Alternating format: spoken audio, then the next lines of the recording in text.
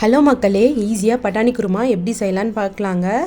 இது ரொம்ப ஈஸியாக இருக்குங்க. பாட்டி சொல்லி கொடுத்தது அந்த காலத்து ஸ்டைலுங்க. நம்ம பொதுவாக வெங்காயம் தக்காளி எல்லாம் எண்ணெயில் வதக்கிட்டு செய்வோங்க. ஆனால் இது டைரெக்டாக தண்ணியில் வெங்காயம் தக்காளி எல்லாம் போட்டு செய்கிறதுங்க. பட்டாணியை நைட்டு ஃபுல்லாக ஊற வச்சுருங்க. அது ஒரு விசில் போல் போட்டு எடுத்துகிட்டு வந்துடுங்க. இப்போது ஒரு தக்காளியில் கொஞ்சமாக சோம்பு போட்டு அரைச்சி எடுத்துகிட்டு வந்துடுங்க. உருளைக்கிழங்கு இந்த மாதிரி பொடியை நறுக்கி தண்ணியில் போட்டு வச்சுக்கோங்க. இப்போ நம்ம வேக வச்ச பட்டாணியில் நம்ம நறுக்கி வச்சுருந்த உருளைக்கிழங்கு, அரைச்சி வச்சுருந்த தக்காளி, ஒரு பெரிய வெங்காயம் நீல வாக்கில் கட் பண்ணி இது கூட சேர்த்துக்கோங்க. கூடவே காரத்துக்கு ஏற்ற மாதிரி பச்சை மிளகாய் போட்டுக்கோங்க. கூடவே உப்பு சேர்த்துக்கோங்க. மஞ்சள்தூள் போட்டுக்கோங்க. காரத்திற்கு தனி மிளகாய் தூள், சாம்பார் மிளகாய் தூள் ஒரு ஸ்பூன் சேர்த்துக்கோங்க.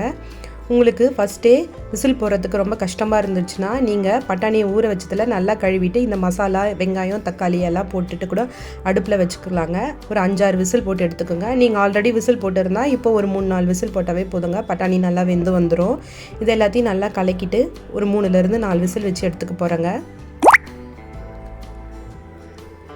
அது வேகிறதுக்குள்ளே நம்ம துருவி வச்ச தேங்காயில் கொஞ்சமாக மிளகு சேர்த்துக்கோங்க. 2 பட்டை 2 லவங்கம் சேர்த்து நல்லா பேஸ்ட்டாக மையாக அரைச்சி எடுத்துகிட்டு வந்துடுங்க. இப்போ ப்ரெஷர் திறந்து பார்க்கலாங்க. பட்டாணி நல்லா வெந்து வந்துட்டுருக்கோங்க. இப்போ நம்ம அரைச்சி வச்சுருந்த தேங்காய் விழுதை இது கூட சேர்த்துக்கலாம். இது எல்லாத்தையும் நல்லா கலந்து விட்டுட்டு ஒரு கொதி விட்டுக்கோங்க. தேங்காயோட பச்சை வாசனை போகணும். ரொம்ப சிம்பிளாக இருக்குங்க இந்த மெத்தடு. தேங்காயோட பச்சை வாசனை போகிற அளவுக்கு இதை நல்லா கொதிக்க விட்டுக்குங்க.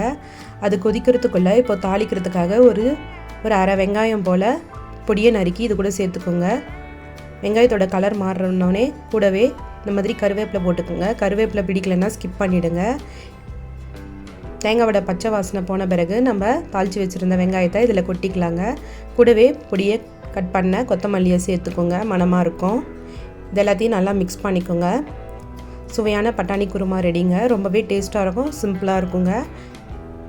நீங்களும் ஒரு வாட்டி இதை ட்ரை பண்ணி பார்த்துட்டு கமெண்ட்ஸில் எப்படி இருக்குன்னு சொல்லுங்கள். ரொம்பவே ஈஸியாக இருக்கும் இந்த மெத்தடு.